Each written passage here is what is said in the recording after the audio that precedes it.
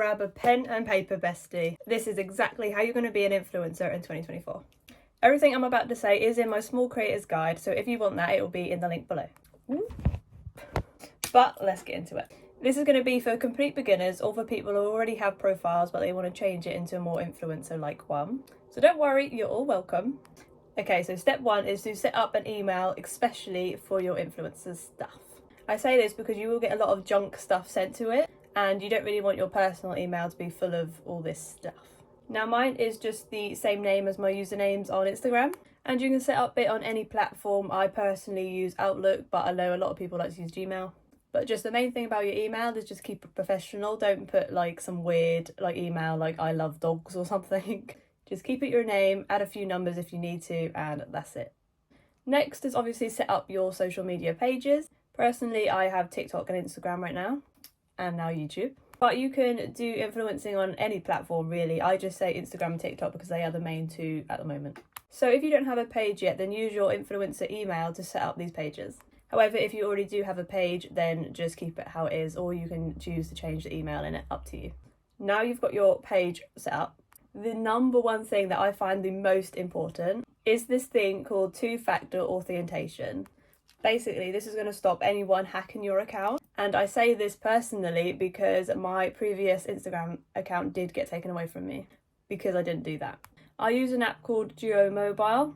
However, I know some of you may be from all around the world, so try and find one that works in your country. I will put my one down below so you can go take a look at it and try find your alternative.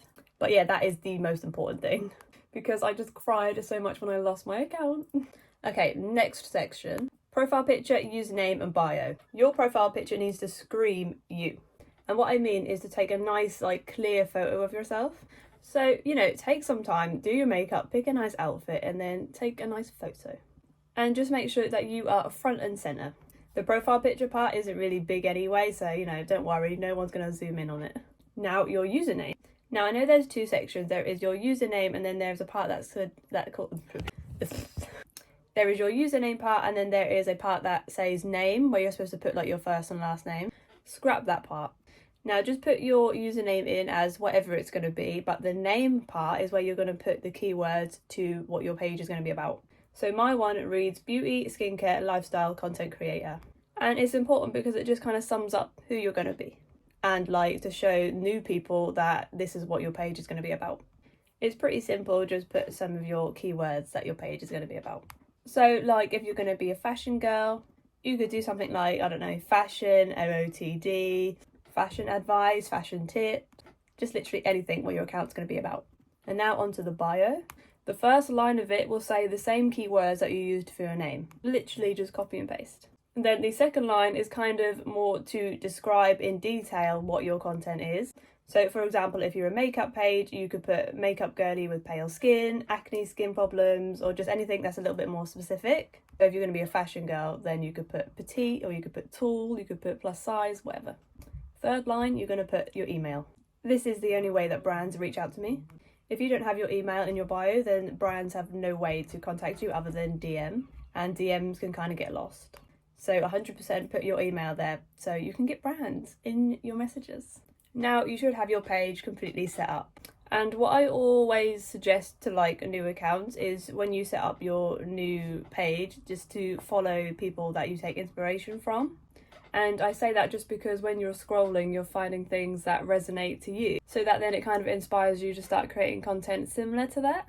So if you look at my following, I follow a lot of people that post similar stuff to me, but then I just add my own little thing to it so that it's different. Now, the last thing I want to talk about, because as I said, this is for complete beginners or for people who just want to swap about their page. I am going to say a little bit about the content part of it.